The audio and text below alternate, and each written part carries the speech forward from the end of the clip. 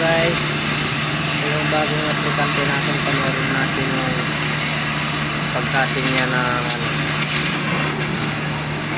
Edify 30mm plate. Sinubukan ko siya kung marunong siya mag-cutting ng oxy-acetylene. Galing po siya ng Quezon City.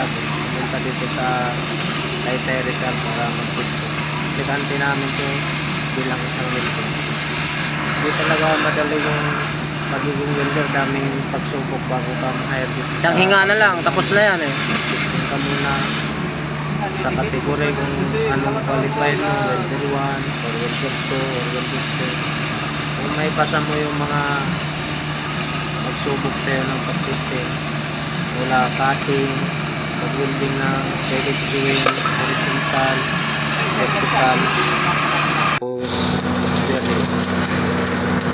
Yung gumagawa ng system namin ito yung goal namin sa 17 years na ito ng kita bilang isang tirano na to guys.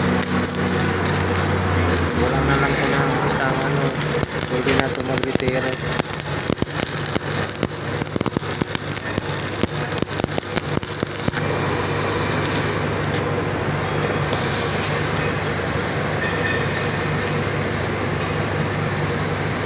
Ganda ng hinang niya guys.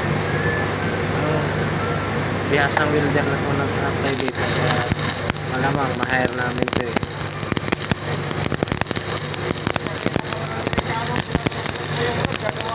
Dadagdag na naman ng welder, sana masipag, hindi kagaya sa iba na kuya-kuy din. Yung nakita nyo dyan nakatayo, yan si Itilis eh.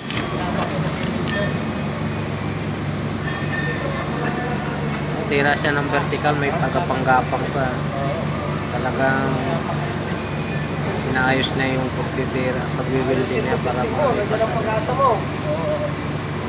Tinanong namin to kanina, Palitan mo na yan. alis daw siya ng Santa Clara after pandemic, hindi siya nakabalik. Matagal na rin na tambay. Sa welder, nasa bahay na lang daw siya. Tapos extra. Kawawa din. Sana makuha namin to bilang karagdagan ng welder sa grupo namin. Ayun lang muna guys, practice muna to ng voice over para ma-overtime tayo. Thank you for watching. God bless.